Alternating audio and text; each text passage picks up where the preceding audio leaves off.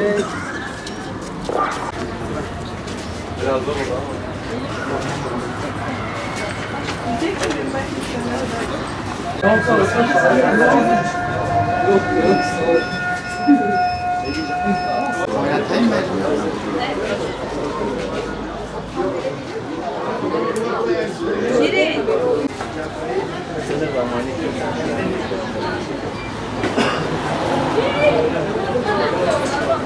Dün ve bugün 2 gün olmak üzere Cizre'de bir kan bağış faaliyeti gerçekleştirdik. Cizre her yaptığımız kan bağış faaliyetinde maşallah halkımız bu konuda çok duyarlı, desteklerini hiç esirgemiyor. Dün 90 kişiden kan aldık. Bugün ise 100'ün üstüne çıkacağımızdan eminim. Cizre halkı kan bağışı konusunda çok duyarlı.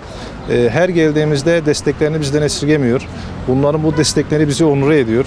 Bunu oluşturabilmek için ise düzenli kan bağışlarına, duyarlı kan bağışlarına ihtiyacımız olmakta. Hep beraber hastanelerde umutla kan bekleyen kardeşlerimizin yaralarına merhem olmaya çalışacağız inşallah. Kan bağışı faydalı bir işlemdir. Biz genellikle şunu söylüyoruz. Kan bağışı kişiye 3 fayda sağlar. Birincisi, kişi kan bağışında bulunduğu zaman, özellikle düzenli kan bağışında bulunan vatandaşlar için söylüyorum, kandaki kolesterol miktarı düşer, kemik iliğindeki yağlanma azalır, kalp krizi riski ciddi anlamda düşer. Bu anlamda vücut kendini yenilemiş olur. Çünkü kan bağışladığı zaman dolaşıma yeni kan hücreleri katıldığı için vücuda daha taze, daha yeni, daha sağlıklı hücreler katılmış olur. Bu da kişinin vücudunun yenilenmesine yol açar. Diğer bir faydası, kişiler burada kan bağışında bulunduğu zaman dünya çapında yaygın olan bulaşıcı hastalıkların testi yapılıyor. Bunlar hepatit B, hepatit C, sifilis ve AIDS. Yani bir anlamda mini bir check-up yaptırmış oluyor.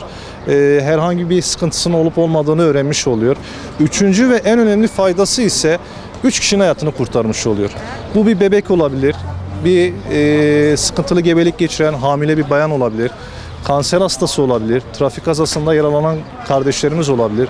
Bunun gibi nice kana ihtiyacı olan hastalarımıza faydalı olmuş olacaktır ve hayat kurtarmış olacaktır. Cizre Hükümet Konağı önünde çadırımızı açmış ve kan bağış faaliyetine Cizre halkının maksimum düzeyde katılımını bekliyoruz. Onlara da buraya iyilik yapmaya, insan hayatını kurtarmaya, o mutluluğu, o heyecanı tatmaya davet ediyoruz. Buraya gelen kan bağış ekibine kan bağışladık.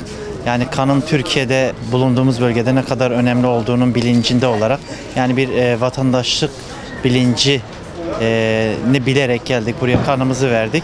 Çok da iyi oldu. Kan hem insan sağlığına hem de bulunduğumuz günümüzde hastalara, işte ihtiyaç olan yerlere bu kanlar veriliyor. Bu da hem onların işine yaramış oluyor hem de bizim de sağlığımız açısından bize büyük bir fayda sağlıyor.